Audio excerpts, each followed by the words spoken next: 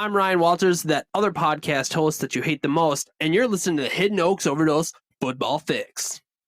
That is correct. It is July 24th, 2023, 7:51 p.m. I'm just roughly practicing. This isn't like an official open, but I need to remember how to do this. Hello, everybody, and welcome to the Hidden Oaks Overdose Football Fix podcast. I am one of your lovely hostesses, the Garlic Johnson. We are joined, as always, by our other lovely hostess, the Joshua Mitchell. Josh, say hi to the folks out there.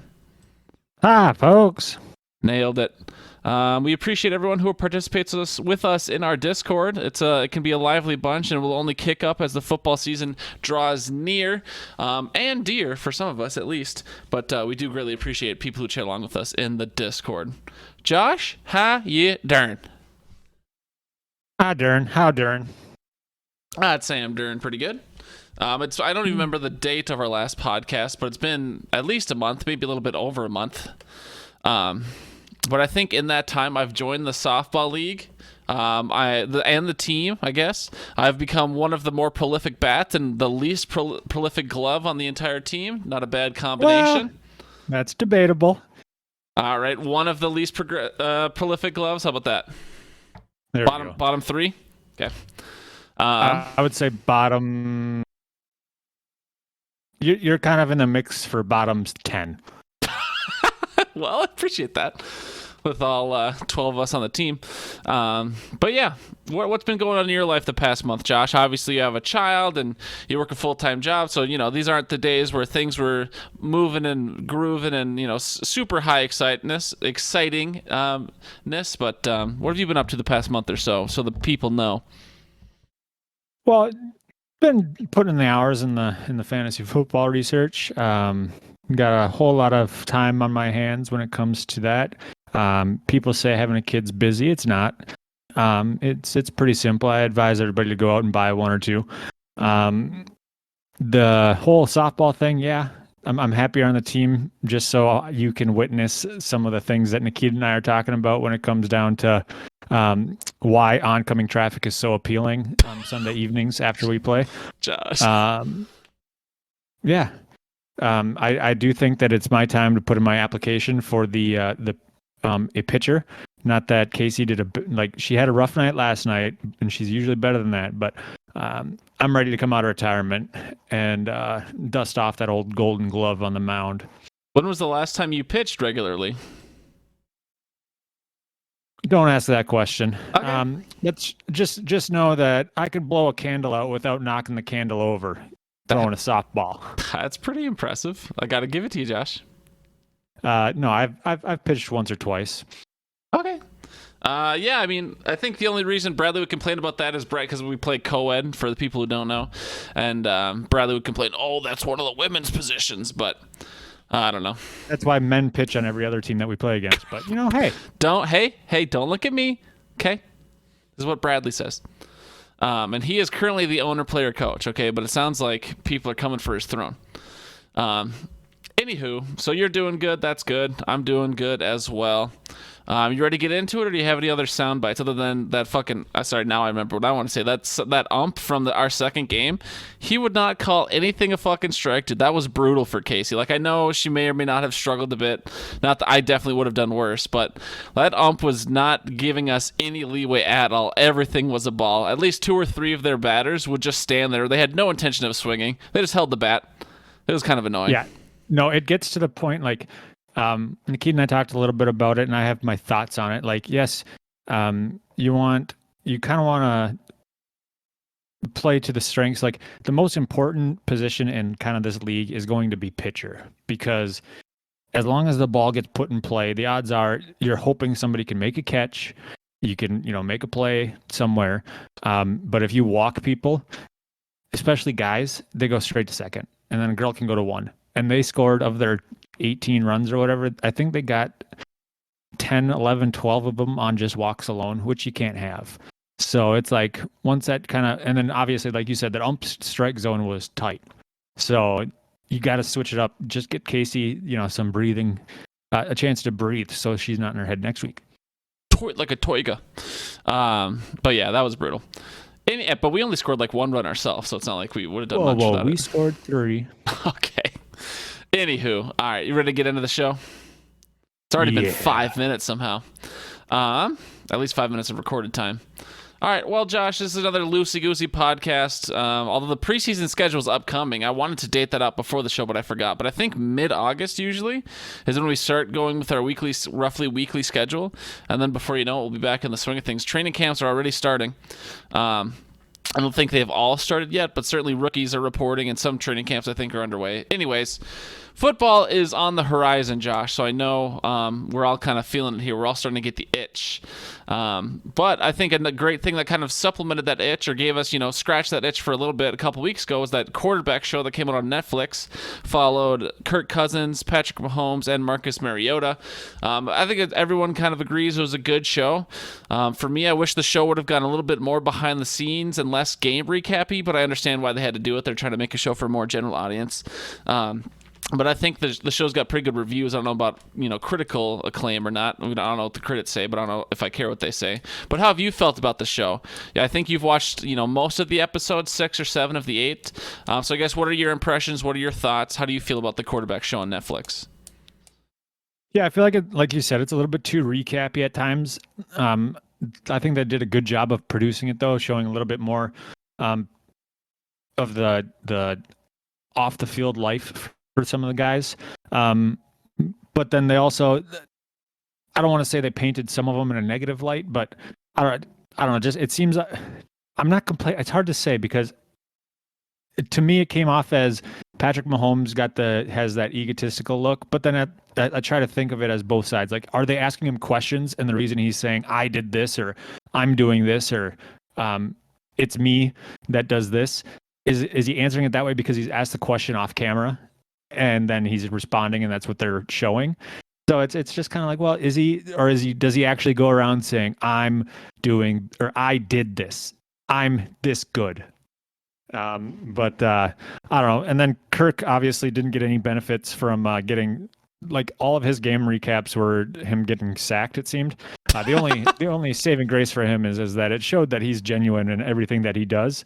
And I could not be happier to say that I am now a Kirk Cousins fan, not a Vikings fan, but a Kirk Cousins fan. Okay, we'll take it. So I'm on that train. I've got my Kohl's cash, and I'm ready to go. Sure, and I think that obviously you and I both know the most about Kirk Cousins just based on our proximity and living in the state of Minnesota. But I guess I appreciate that more people are seeing that now, because I think people like me who sit there and they'll watch every post-game interview, they'll watch all the stuff with Kirk. We kind of know that's kind of how Kirk already is, or at least I did. Like, I guess I wasn't really overly surprised by anything in the show, but I appreciate that was brought to much a larger audience, because I think for whatever reason Kirk always did get such a bad rap. And I think it's because Kirk is probably at his ceiling most of the time, and his ceiling is more so that top 10 but not higher than top 8 type quarterback sometimes. He's above the Dalton line but not much higher, so like he's at his ceiling, which is above average most times, but not great, certainly not prolific, like, I don't think Kirk would ever be a Hall of Famer by any means. People like Phillip Rivers are better than him. And, Phillip, I don't think will be a Hall of Famer unless it's like 30, 40 years down the road. So he's just kind of one of those players who's at his ceiling. But I appreciate that more people got to see how genuine he is, because I think that's something that's come off a lot. I know you said you were gonna write him some fan mail. We saw in one of the episodes that Kirk writes a lot of replies to fan mail. Did you hone in on the message you want to send yet? I've got kind of a general outline going. It is going to be in crayon, and it is going to be written with my right hand. So it has a little bit more opportunity to get past that initial filtering process, because I have a hard time believing that guy only gets like 6 letters in the mail. Oh, for sure. No shot. So they definitely filter that through, and they want the ones that tug on the heartstrings. So I'm definitely going to do the right hand, non-dominant writing hand in crayon, and I'm going to save it for the very bottom line. P.S. I'm 32. And then, but yeah, no, it's going to definitely mention, I shop at Kohl's, think I could be a quarterback in the NFL, that sort of thing. Okay. And then, so I also wanted to go back to your point about Patrick Mahomes, because I mean, again, you said that he was maybe painted in an egotistical light. I guess I don't feel like watching it. I got that much of a vibe of that, but I can see where that can come from. And I agree with your point as someone who watches a lot of reality TV as well. Producers shoot a shit ton of footage, and then they can kind of cut it up however they want. So, I mean, people could be giving an answer, and they can certainly make it look a certain way. Or if they just add like some subtle undertone music, whether that's positive or, more negative music, or they can you can do a lot of things to change the tone or change the attitude or change the emotions through TV just with with some good editing. So I can understand why you feel like maybe it was manipulated a bit, but also I think with any sort of sports star, and he came into the league. You only get drafted if you're a really good college player, and then he has gone on to win 2 Super Bowls since. Throughout the show, we watched his journey to winning his 2nd Super Bowl, and we saw definitely some clips of him on the field, which I know is when you're at your most emotionally high state, all the emotions are flowing, but he would just sit there and jump up and down and scream, "That's what I do! That's what I do! That's what." So I mean, there's certainly some sort of ego involved, off or on camera, but I think that kind of comes with the territory of being literally one of the best athletes in the world, arguably the most talented quarterback. Or one of the most talented quarterbacks in the league right now. So I think there is some ego to it, but he seemed, I don't know, mostly humble-ish to me, but humble relative to being a multi-millionaire and living a lifestyle that I'll never understand. So that's interesting. I guess if you don't have any other Patrick Mahomes notes, I can move on to Marcus Mariota, but I was curious if you had anything else you thought about Patrick throughout the show. No, I don't. I got really excited whenever I saw Andy Reid show up on camera. Absolutely, dude. Andy Reid. I'd love to. They should do head coaches as a show, and let's show us Andy Reid. Moving on to Mariota, the 3rd quarterback, who we haven't talked much about yet. What did you feel about him? You and I noticed it. I don't know if it was in the Discord or just in a conversation we had in person, but Marcus Mariota did look like he was graying, unfortunately, or at least the lighting they had always put on him was very unflattering, because his hair did start to get that salt and pepper look. And I think Marcus Mariota is younger than I am, so that's tough. And I'm still in my 20s technically. So, what did you think about Marcus Mariota? Of course, they picked the cast before the season. He's kind of one of those more bubble guys. Patrick Mahomes was top of the league. Kirk Cousins was middle of the league. Marcus Mariota more so bottom of the league, fighting for a job, but he was a starter at the start of the season. So what did you feel about his journey? I thought they did the best, like as far as just showing it. It's kind of what they expected. Because the introduction, I guess they probably filmed the introduction after everything was done, so Peyton had an idea of kind of how to introduce him. But right. We all knew that Mariota was kind of that gap quarterback when they had Ritter on the team. I thought they did a good job showing like his off the field stuff. They kind of went into the whole, like when they played the news clips of him missing time with the team because he got benched, they went into showing that he was actually at rehab for his knee because it had been bothering him. And so it wasn't, I thought that it was all right. Obviously, is he going to want to be on camera if they're cutting him, or like he's not going to, I think they showed a picture of him in the delivery room, but they're not going to bring the cameras in the delivery room of his wife. And so, yeah, he had a lot of off the field stuff going on that probably wasn't the best for television. So, yeah, I mean, do you think we've seen the last of Mariota, barring some, some injury and he's the backup on a team? Do you think we've seen the end of Mariota's starter days, at least from from a planning standpoint? Again, like if he's the backup on the team and the primary goes down potentially, but do you think Marcus will ever be seen as a starter again, or probably not after that? Yeah, I don't know. Yeah, he's probably not going to get a Geno Smith resurgence anywhere. Okay. But I do see, yeah, he might be like like the backup kind of role for a while. The Ryan Fitzpatrick have an opportunity to take a starter if the team gets a rookie that isn't living up to the hype. Sure. Okay. Yeah, I guess I don't have too much else to say about the show in general. I did appreciate that it was like kind of 3 very different journeys. Kirk Cousins been in the league a long time. Mahomes 5 years. Mariota similar, a little bit longer than Mahomes, but 3 very different places, 3 different team skill levels, all this and that. Even if the Vikings did get 1 less win or 2 less wins than the Chiefs or whatever it was, but I appreciated the kind of the difference between the 3. And just one other thing I really appreciated about the show was that kind of the very first shot thought the opening shot of the show, which, you looking back, you can see, obviously, that was sort of the time I didn't think about it. The opening scene of the show is Kirk Cousins just like sitting in his house, snow's on the ground, so there's a little bit of foreshadowing if you want to think about the time of year, but snow's on the ground, and Kirk Cousins just sitting there reading a book to his kid. You don't think much of it. You just think, hey, there's a background shot. Kirk Cousins sitting at home reading his kid a book. Kirk Cousins doing dad things. He is a dad. He's got 3 kids. I forget what it is, but 2 kids, 3. It doesn't matter. Anyways, and that's how the show opens. You're like, okay, here's just some background, on Kirk, and then you find out in, I think, episode 6, episode 7, they cut back to Kirk, and you realize that's Kirk sitting at home being a super chill dad, just trying to be a good dad, and that's the night we lost in the playoffs to the Giants. And so I just think that's a beautiful way of showing, like, in the beginning, there's like, hey, here's human Kirk just doing dad human things, and then you find out, 8 episodes later, or 7 episodes later, like, hey, this was Kirk being a dad, being super chill, humble, whatever, just being a normal human right after he took a devastating playoff loss. And so I just thought that was a cool, like, I don't know. I thought that was a cool bit. But yeah, we can move on.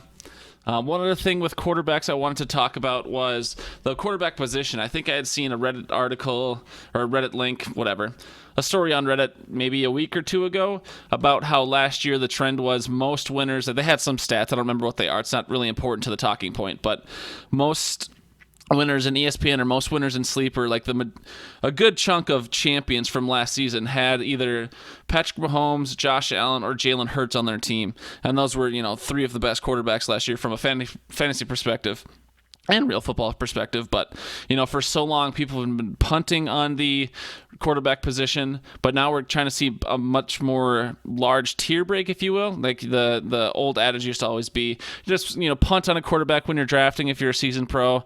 There's not big of a difference between quarterback 3 and quarterback 13. It doesn't really matter. You can wait. But now, at least with, it's only 1 year of data, but now it definitely seems that, at least based on last year, having one of those top tier quarterbacks that you spend a second or a third round pick on, they really make a difference in winning or losing. So, trends won't shift super suddenly. I don't expect to see a big change to ADP this year. But do you think we'll start to see a trend in quarterbacks becoming more important again and getting drafted higher again? Or do you think that might just be an outlier year in the data? I was curious what you thought about that. Well, I see. I guess I was thinking, like, when looking at it, yeah, those 3 might end up being like first 2 or 3 rounds. I would not be surprised if all 3 of them were gone by the 3rd round, just because of last season. I mean, I took Allen in the 2nd. I had Hurts in Dynasty. I didn't win either of those leagues, so I don't know where you found these trends. But I think that sorry, Josh, I think I'll that look we're at your definitely data more closely next time. Kind of shifting into the next bullet point that I see there. I think that, like, we're going to see a lot more leagues with 6 wide receivers, 7 wide receivers, 8 wide receivers in that first round, as opposed to running backs. I think that shift is going to happen, and it's going to happen drastically. Especially, I mean, PPR leagues, that's how it should be in the first place. I will always argue that. Standard leagues, though, it's definitely. I don't see the running back being as much of a got to get in the first, second, third overall pick. Sure. Okay, so just to keep it on quarterbacks for just a second, that you don't think kind of how those... I mean, again, it's just some stat I saw. What exactly it was doesn't matter. But you don't think that's going to influence anything you do next year? Do you see... Like, if that trend continues maybe for 2-3 years, do you think you could start taking quarterbacks more early? I know you already said you took Josh Allen 2nd round last year. But could you see yourself doing it, or do you think that you're kind of already programmed to be the, more so punt on the quarterback position, mostly type of guy? I know you kind of let the draft board fall to you like most people do, but do you think you'll still keep the mindset, or do you think if it stays up for another year or 2, you think you could see yourself targeting quarterbacks earlier and earlier? I don't know. I don't think I'm going to take... Yeah, I'll probably just keep it as how I've done it and kind of see how it falls. I like to do the whole value-based draft strategy. So if there's a good value at the quarterback position in my draft spot, then sure, I'll take a quarterback. But I'm not gonna go out there and see the run on quarterbacks and grab them, or I'm not gonna try and be the first one off the board. If I have an early pick in round 1 and Mahomes drops me late round 2, yeah, I'll probably grab him. Or Hurts drops me late round 2, yeah. But yeah, I'm not gonna go out of my comfort zone to take a quarterback early, because that's just kind of how the championships have been, I guess. Sure, yeah, and I think most people will ultimately always operate on their own experience. But I know some people really like to stat mine and see what they can find in the stats and see what the trends are, try to be ahead of the curve, so to speak. So, everyone kind of does it differently, but I definitely thought that was a very interesting anecdote, or not anecdote, but statistic that, a lot of champions last year had one of those top 3 quarterbacks. So it'll be interesting to see whether it's in our leagues or just how we ingest other media, if that becomes more of a trend, and, we can see it through ADP and our rankings and all these other things, but. We never answered Al's question from earlier, so let's do that first before we move on. So Al asked us in the chat, and I'm sorry, Al, that we're getting to it now, way out for the quarterback section, but Al will listen to the whole thing probably. But Al asked us, going back to the Netflix show, the quarterback show, who do you think would be 3 quarterbacks that'd be really interesting to watch next year? And I can probably edit this and just cut this back in. So hello past us, it's future us cutting in for just a second here. But Josh, we're here to answer who would be 3 quarterbacks that would be very interesting to follow in the quarterback show for next season, in season 2. Who would be 3 quarterbacks you'd like to follow? Well, future Josh is mad at past Josh for not bringing a snack down to the podcast. But I would say, I guess off the top of my head, if I were to kind of go with the same sort of cookie cutter template that they had, not cookie cutter, but template that they had, where it's like an established quarterback, a younger stud, and then kind of a fringe quarterback, I would go with something like maybe Joe Burrow, Baker Mayfield, and Lamar Jackson, or, Joe Burrow. You got to get Joe Burrow in there somewhere, because he would be like the Patrick Mahomes. Baker Mayfield kind of takes on that Mariota role down in Tampa. But then if you want a more established quarterback, like Lamar. I don't want to watch Rodgers do ayahuasca on camera. Go with like Lamar. Hell, just do Kirk again. I want to see some more Cole's Cash memes. I'd love to see Kirk again, but assuming we don't do that. Yeah, even like Jordan Love in his first year as a starter it would be very interesting to see him crying in the shower after a loss, curled up in the fetal position.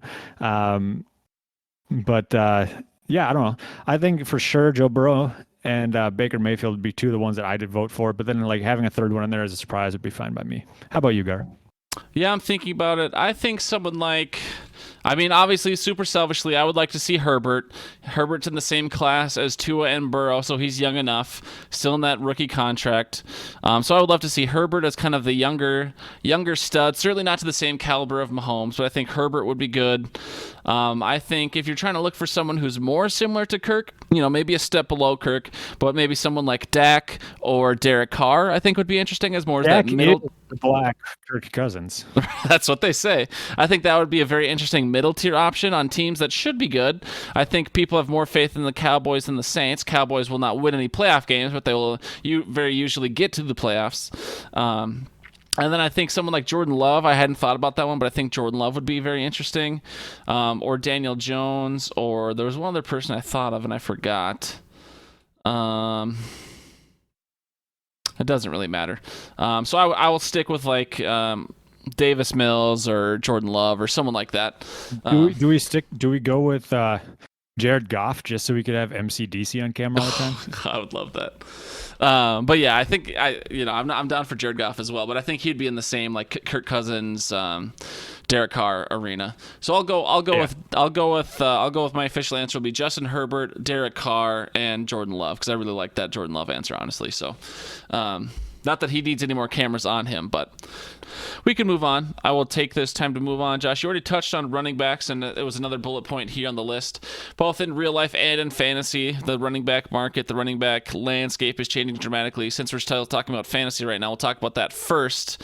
I was just watching a mock draft show today, and I think the first round was maybe, I don't know, let's say it was 12 teams. I think it was probably, like you said, about 8 wide receivers to maybe 3 running backs, and then a tight end or something. Maybe Kelsey's, snuck into the first.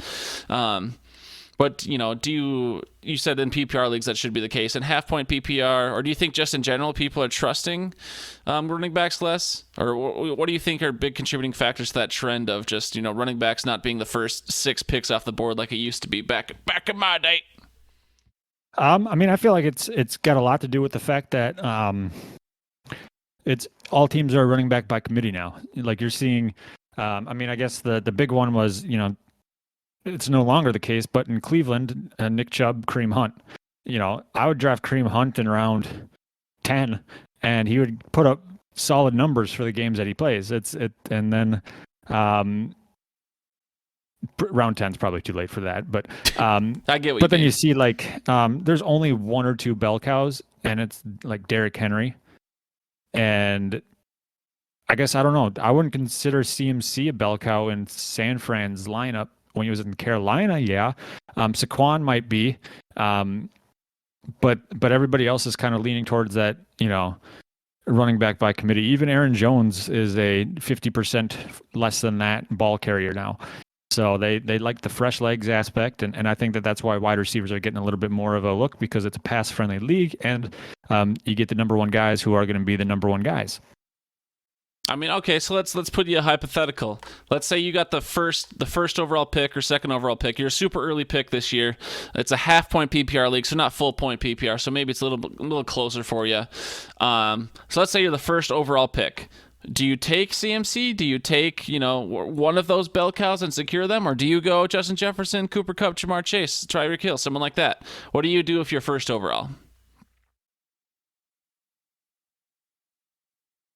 I would be extremely, extremely tempted to take Justin Jefferson first overall in all of my leagues. Unless, well, I guess the Champions League where it's Superflex, I wouldn't. But that's a different conversation. Champions League, no longer Superflex, by the way. Oh, I didn't know that. Yeah. All right. But anyways, I know what you mean. But yeah, so that's kind of where I am leaning is kind of Justin Jefferson. I've always been wide receiver friendly. I actually pulled up the stats that in our Hidden Oaks League, since like 2000, it might be 2014.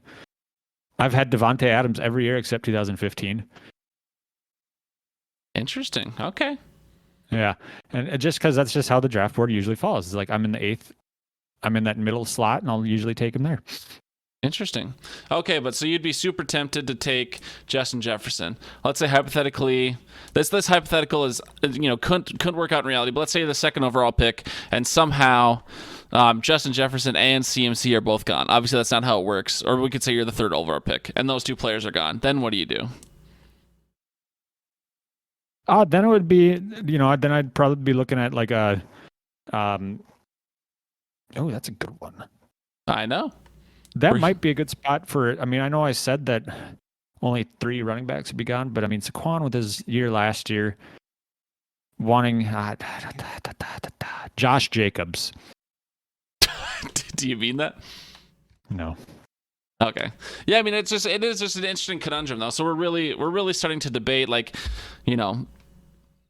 what are running backs worth these days, and I think that's interesting. And that is kind of a good segue to the next part of our conversation. We're seeing kind of much more of I like to look at them as humans, because I think so many people, especially in fantasy, but just football fans in general, at least if you spend a lot of time on the internet like I do, and the running backs keep getting paid and less, and they're one of the few positions, or maybe the only position, maybe linebackers was another, but the franchise tag is actually going down. Running backs are getting paid less and less. They're running back by committee, all this and that, and every internet bro that's taken one econ class like, that's just the free market, bro, you're easily replaceable. But a lot more and more of these running backs are starting to get fed up with the landscape of the running back market.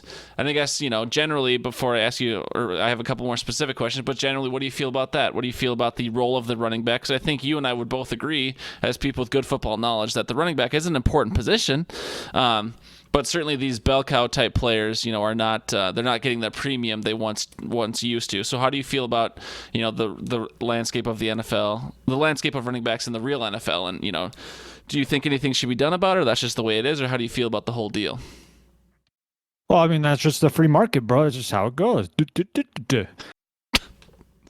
No, yeah, obviously it's a interesting thing. I think I had heard something on the radio like the two positions that are being like undervalued, or like the contracts are kind of at the all-time low in comparison to previous years when it comes to like percentage of the cap, is running back and middle linebacker. And that's because it's switched to such a speed pass friendly league that those are the two positions that suffer, because middle linebackers are no longer the run stuffers. They got to be able to cover, and then if they're middle linebackers, they're usually not that kind of guy. I'm thinking AJ Hawk, whose coverage abilities is absolutely zero, and then but then they're good for stuff in the run, and they're not running the ball, which is another reason why. So those two are kind of locked in, but that's also why you're seeing wide receivers get paid so much and corners get paid so much, because those are like the prime. You want corners to be locked down, and you want wide receivers to get open. And so we may see it. I don't know if we'll ever see a shift back based on the way the game is protecting quarterbacks. It's kind of sad, but at the same time, these running backs are expecting to get paid like bell cows, but they're in a committee and they ain't running more than 50%. No, I mean, you bring up good points. Yeah, I know. I certainly, I let my own opinions come through pretty strongly there. At least, I get annoyed with a lot of econ bros on the internet, as because I have an economics degree, or at least I majored in economics, so I like to think I understand things a little bit better than they do. But anyways, what do you think about proposals? I guess some of the suggestions I've seen online to try and help the human aspect, because I'm someone who's always been a pro player over the billionaire. Like in the millionaires versus billionaires fight, the billionaires have always won the PR battle, and so many humans are like, these guys get paid millions of dollars to play a game, like just shut up and be happy. But I'll always be pro player, just on a personal standpoint. So Thanks, some of the Pat. Yeah, exactly. Hey man, he was in the NFL. He's I gotta trust the experts. I have no idea what it's like to be in the NFL. But so based on that, and based on that kind of mindset, some of the proposals I've seen is that in the new CBA, running back should. Well, I guess here I've been rambling a lot tonight already, but just to give a little bit of background, kind of what happens is a running back gets drafted, and rookie contracts are 4 years, and then you have a 5th-year option for the first round. So that's a good chunk of their shelf life, and then a running back can be, if they let's just say they have 4 years, let's say they have a 4-year deal, then you can get franchise tagged twice, for which is only a 1-year deal, no long-term guaranteed money, anything like that, and then that's it. Most people would say the shelf life of a running back is probably 6 years or less, and so the running back really never has almost any control in their fate, because the franchise tag, they lose that leverage and they lose that control. Other than, just not signing it or sitting out or whatever, which we're starting to see now with potentially Saquon Barkley and Josh Jacobs right now. We saw Lev Bell sit out before. But so one of the proposals I've seen based on that background is the new CBA maybe give running backs a bit of a carve out, let their rookie contracts be a max of 3 years, and then no franchise tag, so they can have a better, they have a better chance to try and market themselves. So I guess based on a proposal like that, would you like to see a change like that, or how would you as a football fan feel about that? The CBA treating running backs a little bit different, just because from a human standpoint, they seem to be continuing to be undervalued relative to the rest of their team. What would you think about something like that? I think that would be a issue for a lot of, I think that other positions would start to get in that mix, because obviously the sooner they get to a contract year, the sooner they can get more money. And so then you'll be hearing from then you'll be hearing from the middle linebackers, and then you'll be hearing from the wide receivers. And I just think that that's like a rabbit hole we don't want to go down as far as just overall football goes. On the human standpoint, I could see exactly why it's their benefit, but then I'm also thinking, if that were to happen, then we would not see running backs drafted in the first 2 rounds. It would become, we're not going to draft a guy with this high of capital for that little of time, because who knows what happens after the 2-3 years, whatever that contract length is. And they want to draft somebody that in the first round is a potential 5-year player. And so I think that's where it gets a little murky. But I mean, at the same time, we can't have these big names, these big players sitting out because they feel undervalued. And so if there's some sort of alternative to it, to where, maybe they relook at the franchise tag and how that's given out, because I mean, it's the average of the top 5 in that position. Yeah, something like that. So what if they were to do a historical, average of the top 5 overall, that sort of thing? and then, or top 72 overall. I don't know. Pick a number overall. Sure. Something that way, would be a higher that way you're salary. Yeah, for you're them. looking at something closer to, because I mean, you look at, was it AP that got a huge contract? That's probably more than what people are getting paid now. For sure. CMC's got a huge one. Yeah. Todd Gurley got a huge one. So then it's like, okay, we don't want to franchise tag this guy, but we want him here. So we're going to have to be a little bit more flexible with what we pay. I've always been I guess I haven't always, but I've always thought, well, I haven't always been on board with this, but I've always kind of thought it'd be cool, if that makes sense. Sure, go ahead. If all contracts were like incentive based. And so, they have like a maximum percentage that they could hit based on their incentives that they accomplish. But then they also have like a minimum. So, they have their minimum salary that they could get paid. But then, let's just say, $10,000 a touchdown, that sort of thing. Sure, yeah, that makes sense. I think it would be fun to see, but impossible to accomplish. No, yeah, I mean players would never want all incentive-based contracts. They would certainly want a healthier base, a healthier minimum. Oh yeah, but absolutely. I understand what you're saying. It would be interesting to see how players added to, at least from like a psychology or an economic standpoint, it'd be interesting to see how different players behave or how different players handle business when everything is heavily incentive-based versus, more of a mix or, more of a base guarantee push these days. Right. So Could you be imagine fun. The scores of some of those games? Like, it would be, okay, so we're going to take a knee here. Like hell we are. Exactly. The players cause rebellion. Be like, I got $100,000 if I get this touchdown here. You think I'm taking a knee, brother? That'd be hilarious. But yeah, and then some other suggestions I've seen to help out the RBs, if maybe not shorten their contract length, just have raised the floor of that position, because I think the average salary across the league, which of course there's only a couple top dogs, there's a bunch of filler or bubble guys, but the average salary for a running back, or at least a starting running back, was like $2 million or something, a lot lower than you think it would be. So it's just running backs are certainly in a state right now, and especially with the larger global picture, or not global picture, but national picture of, we have the Hollywood writers, Hollywood actors, all those people are going on strike. Unions are coming much more back into fashion, collective bargaining, all this and that. So I don't think we'll see it ultimately, because there's so many people who need to get paid. There's so much life-changing money on the table.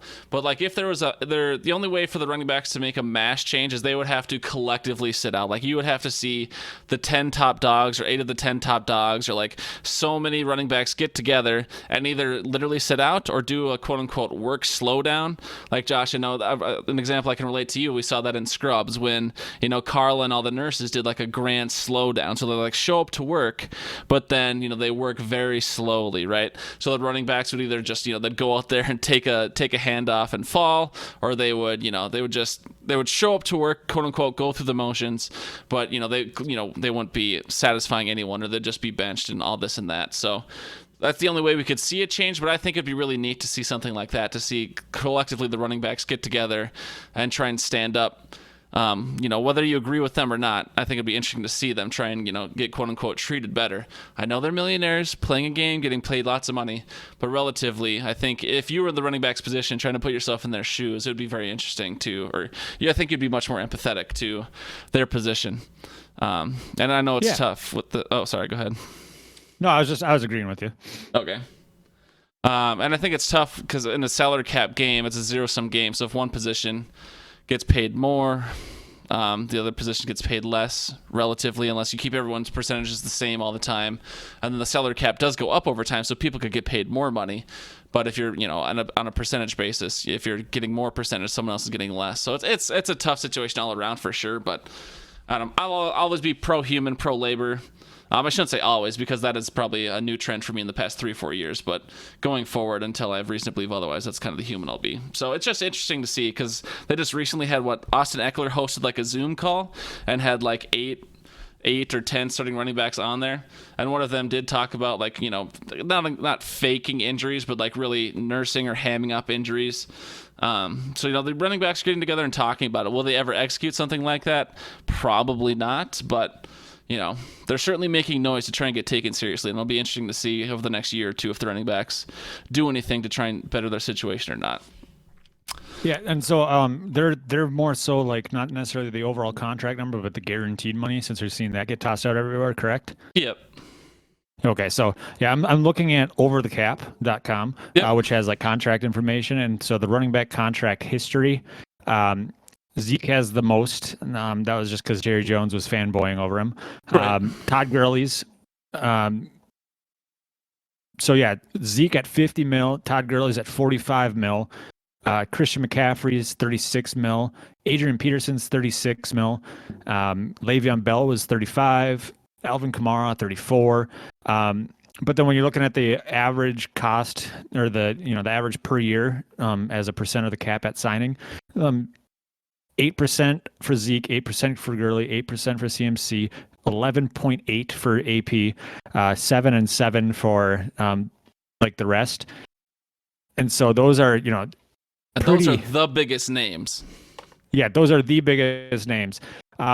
If you want to look at kind of like the inflated value, well, now I'm just kind of lost in all this thing. But the inflated value for guarantees, you go back to Barry Sanders, his guarantees back in 1997. So the inflation value, he was at 16% of the average per year, 73 guaranteed.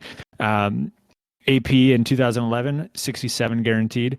That's the one that we had talked about. Zeke, so he's still in the top 3. Reggie Bush, I didn't even know he was worth that much, but 58 million.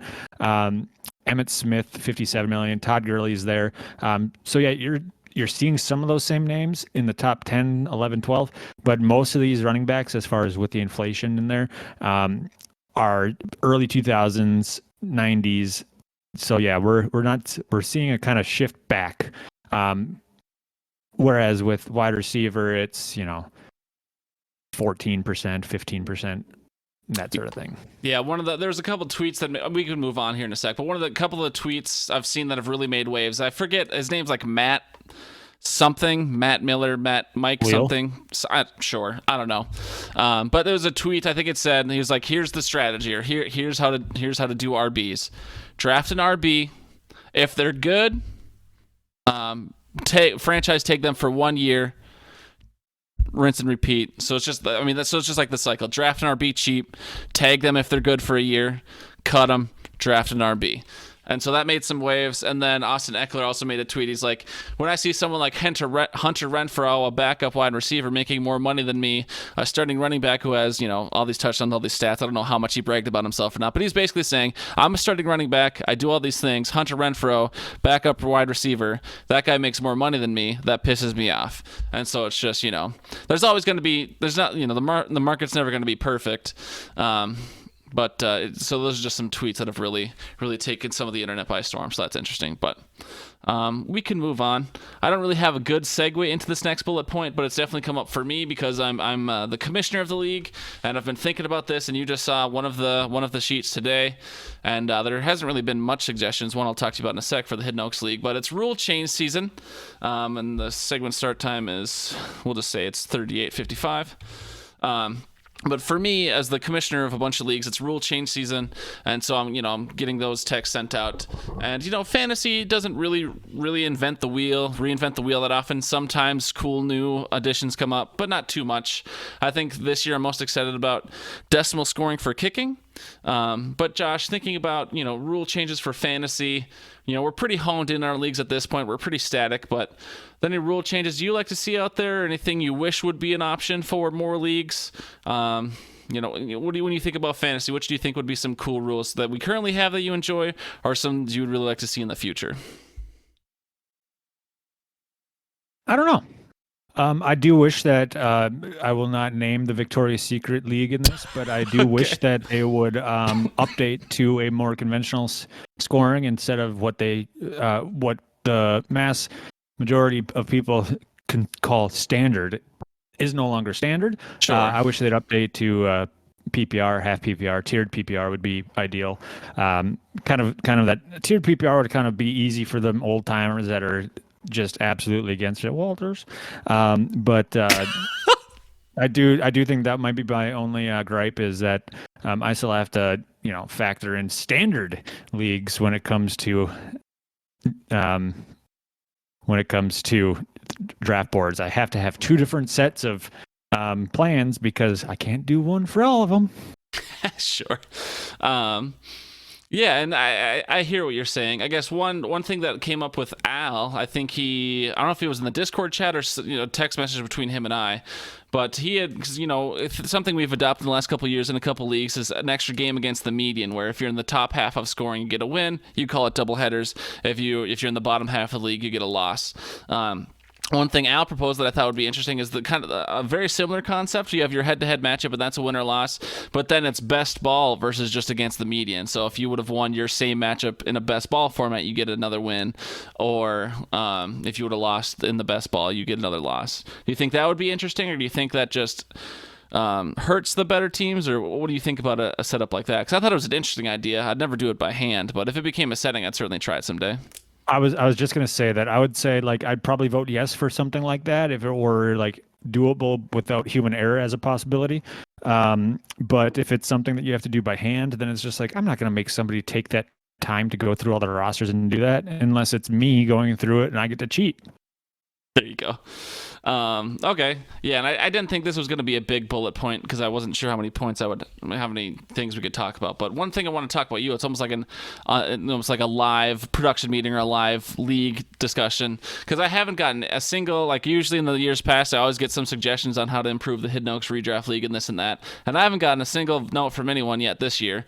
And the only thing I'm thinking about tweaking is the kicking scoring rules, because I do see now it's an option for decimal kicking scoring, and I think I've always enjoyed that just because a 40-yard field goal is not the same as a 49-yard field goal in my mind, and they get scored the same. But unfortunately, ESPN, at least I haven't seen it yet, they don't have the option like Sleeper does, where you can add, you have the option to just do a straight, point per yard of a field goal, so you do 0.1 point per yard. But Sleeper has it broken out, so you can do a straight up point per yard or point per yard after 30 yards. So for me, I think a field goal, if you kick a field goal, that should automatically be 3 points. And then, you get decimal scoring above that. So if they kicked a 35-yarder, that'd be 3.5 points, right? But ESPN doesn't have that option. They just have either scores for field goal made within ranges or, decimal scoring. So I guess I would be curious what you would think about a situation where, we changed field goal minimums to 2 points. You get 2 points. Every kicker gets 2 points for a field goal made, but then they get also decimal scoring. So, again, I couldn't cut it off at a certain point. It would have to be, every single yard counts as a point or a decimal of a point.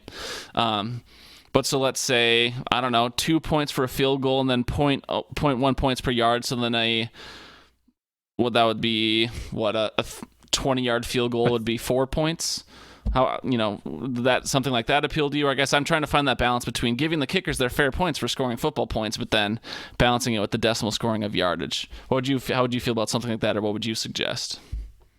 I mean, I would be fine with. I guess I don't know why straight decimal would be, or why 3 wouldn't be the baseline for straight decimal. I do like the after 30 it's decimal, but yeah, I don't know.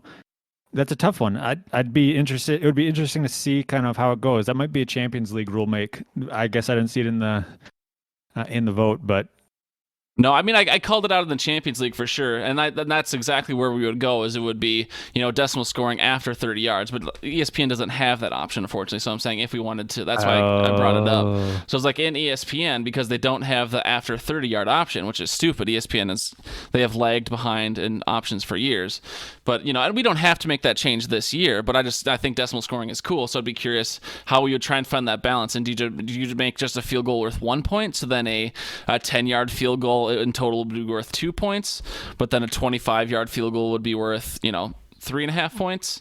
It's tough. There's no such thing as a 10-yard field goal, Gar. Why not?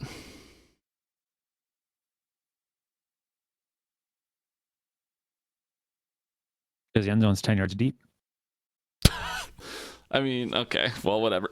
You know what I mean, though. Like a shorter field goal relative to a longer field goal. Yep, I know. So yeah, okay, and we can put that out to the league as well. We don't have to make the change this year. I'm excited about decimal scoring and kicking, so I would like to make that change. But what do you do? Okay. And then we did have a question from Walters. We will get to that last here, and then we will get out of here. But we might talk about this for a good bit as well. Walters in the chat asked us about draft. Oh, fuck. All right. Cutting back to the future. We are now back to we are now back to the end of the podcast, and the timestamp can say the same because I'm just moving one section to another, so the timestamps are the same. But on to Walter's question, because we love our fans and we answer their questions. Josh, draft prep. Walters asked, here, I'll read it exactly just so I don't want to misquote Walters. How do you, quote, how do you prepare for drafts, question mark? Do you use rankings as a 10 commandments or as a loose guide? And so, Josh, obviously you and I are seasoned fantasy pros at this point, so I think our answer would be very different from someone who's starting out or someone who's more so new to it. So I want us to answer this question from kind of two different standpoints. What do you genuinely do, as Josh Mitchell today? Do you follow rankings pretty strictly, or are you a little bit more loosey-goosey with it? And then also, let's say you were giving advice to someone you genuinely like, you genuinely care about. I know sometimes we give people bad advice if we're competing against them, but if you were to give someone genuinely good advice, what would you tell someone who's new to fantasy? How would you tell them to approach it? So we'll go back and forth. We'll both give our real answer, how we would do it today, and then we'll go back to the other one. So Josh, how do you use rankings as the 10 commandments? Or are you a little bit more loosey-goosey? A little bit more loosey-goosey. I do like, so I'll do the positional breakdowns and then sort of look at more of the tiers as opposed to players themselves. So I try not to get caught up in names. Obviously, it's so hard. I need to know the names of the players, but I try not to differentiate, or I try to think about situation as well as kind of their overall like value to the team and value overall.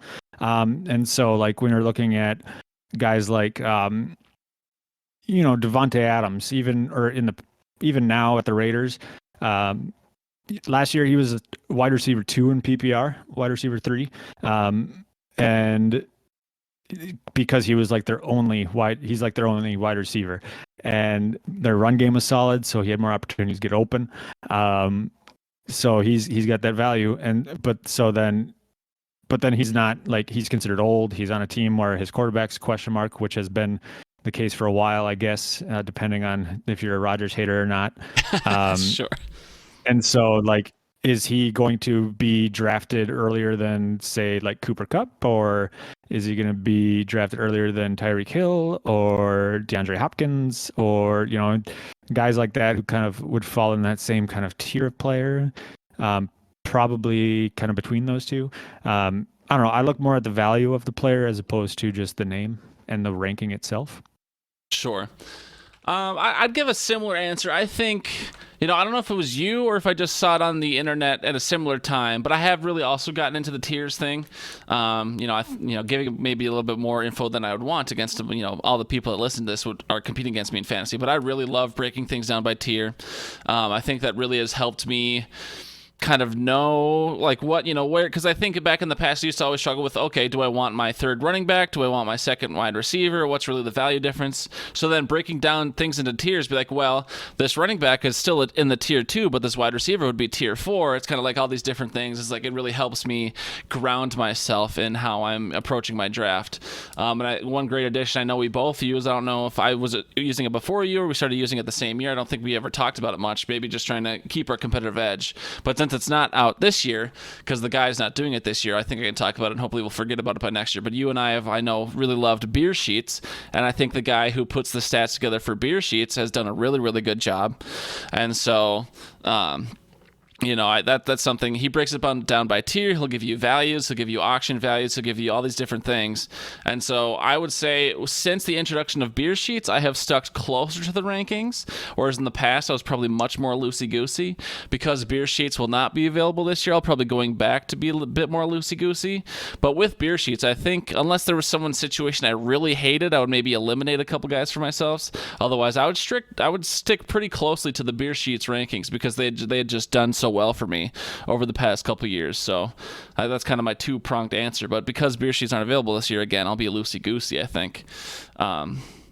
But then moving on, Josh, to, let's say, I don't know if it's a cousin of yours, a family member, just this hypothetical person that you genuinely care about. Maybe they'll be in a different league, so you don't, so you feel pretty good about giving them super genuine advice.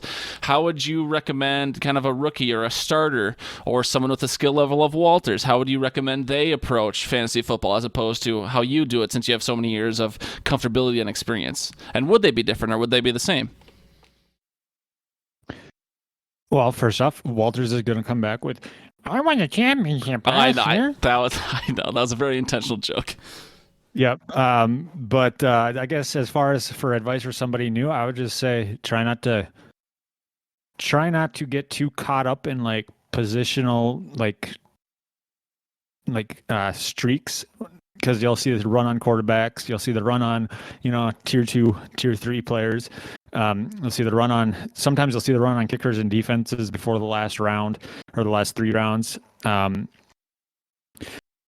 then basically just kind of, fill your like starting 3 or your starting 2 running back, wide receiver. If it makes sense, you don't need to get caught up in, I don't have a start or a second running back yet, or I don't have a second wide receiver, if that's just how the draft board falls. I try to give that conversation to Nikita every once in a while. She does better. She's not like her team. I always like her team coming out of the draft because she does well-rounded drafting, or it works out well for her. But there have been, I think back to my past years where I've done just trying to fill my starting lineup. I'd probably left players on the draft board that would have contributed a whole lot more than my second wide receiver, or a whole lot more than my second running back. Just because I was so caught up in, I need to have my starting lineup. So yeah, I would not feel left out if you do it online or you do it on like Sleeper or something, you see that you have a starting running back not there, but you have your flex filled already with your third wide receiver, and then you have a wide receiver on the bench. That's okay. Gotcha. And then, so maybe just bringing it back to the original question, I guess, would you recommend a rookie or someone with a lower skill level or whatever, would you recommend they strict closer to the rankings then? So let's say the rankings are telling them to take 4 wide receivers because in your league, there's been a streak on the running backs or run on the running backs. So am what I'm hearing you say is that they should stick closer to the rankings then? And then it's okay to take 4 wide receivers and 1 running back kind of in that order if that's how the draft board falls? Or would you still recommend to go loosey-goosey? Again, just trying to get back to the question of, how closely do you follow the rankings, or should you? Yeah, I would say stick to the rankings a little bit more until you kind of get a feel for what you're doing. So, stick to the rankings, but maybe not like a generic ranking like the ESPN ones or anything out there. Like if the beer sheets were around, that would be a good one to stick to, obviously. Yep.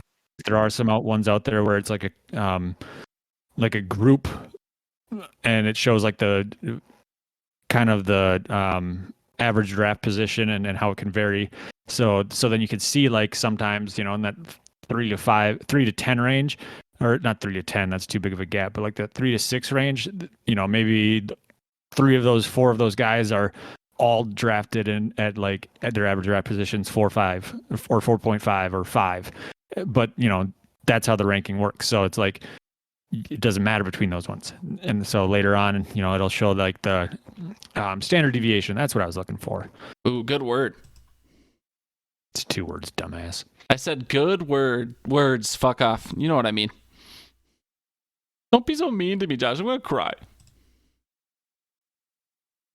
Sorry, Gar.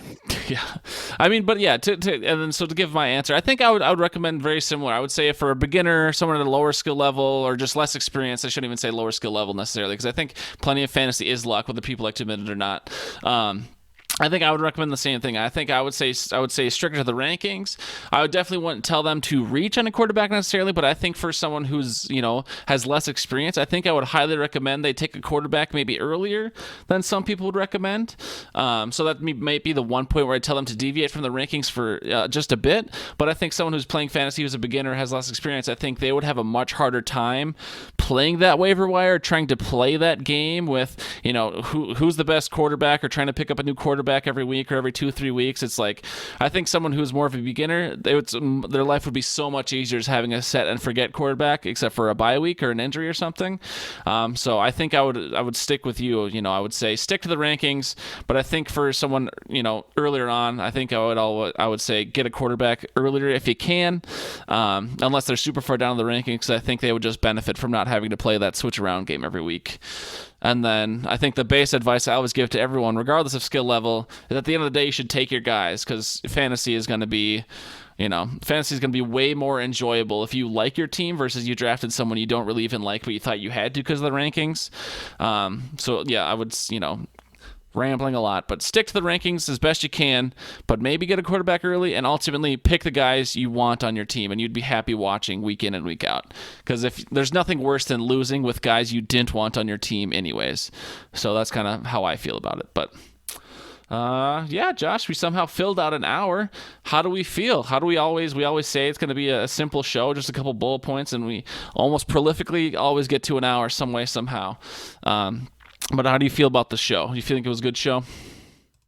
Yeah. I don't know if you'd seen it on the whole Reddit sphere yet. It's been out for a few hours, but it says the reason Jordan Addison was going 140 miles an hour last week was due to an emergency with his dog. I did see that. Yep. Did you see that the top comment is he going to go on the pup list? I didn't see that. One of the comments I had saw was that the most classic excuse in the book or whatever, like the dog ate my homework or the dog whatever. I was like, yeah, dude, blaming your dog. That is peak classic excuse. I thought it was funny, but yeah. Well, I'm just curious as to why it came out now, and was the dog in the car with them? Because if you have a medical emergency with your dog, wouldn't you bring it with you? Right. Yeah, I think I don't know if the dog was in the car or not, actually. Or if he was shit, I forgot him. Exactly. I don't know. I think it came out today or recently because that, the citation became public information. And so, the cop had filled out on the citation, the excuse was the dog. So, you would always love it. So I don't think it's a statement that Addison released today. He didn't say more about it. I think that was written on the citation and that became public information is what I'm assuming. But yeah, very interesting for sure. But we thank everyone so much for listening. Within just a couple weeks here, we'll be back to weekly programming. We'll have to do our 272, or is that the right number? 272? I think it is. That's the bigger number? But anyways, yeah, we'll do our 272. We break it down AFC and NFC, so that'll be two different shows, so they're not quite as long. And then we'll have the Hood Draft Special. We'll be grading the draft. And then we'll have our season predictions and the Week 1 preview. And then we'll be right back into our normal scheduled programming. So about mid-August, I guess I don't have an exact date for you, Josh, but if I just pull up the calendar for you and the folks, that'd be probably the week of August 15th. If we wanted to do one show a week, we would start that week, the second, third week in August, whatever you want to call it, second full week in August. And then I think we're gonna stick to the 2-show programming, probably do a Tuesday and a Saturday show, or a 2 shows a week, however it works out with our schedules. Or do you want to go back to 1, or how do you feel about that? Deciding right now. I don't mind the 2 and 1. Okay. Wait, you heard Nyheim Hines was hit by a jet ski? I did hear that. He was just sitting still. And wait, so to be clear, did you say you wanted to do just one podcast, or you still want to do 2? Because I was confused. I said 2 in 1. 2 in 1? What? Yeah, well, the 2 in 1 week. Okay. You were very much confusing me, but still 2 podcasts a week. Okay, you got it. 2 30-minute podcasts a week. All right. Well, we'll see you in mid-August, folks. We, again, will appreciate you chatting along. If Josh and I had some horrendous takes today, we would love to see you roast us in the Discord. All participation is good participation. Josh, go ahead and hit yourself that Go Packers, and then we will get out of here. Yeah, and I will say, if you disagree with our takes, then I'm sorry, you're wrong. But Go Packers. All right. Thank you, everybody, so much for listening. I am probably not going to play the song because I can't get it up in time. Or maybe I can. I'll vamp. If I can get this up in 5 seconds, I'll let it go. Otherwise, I'll just cut the podcast off right about...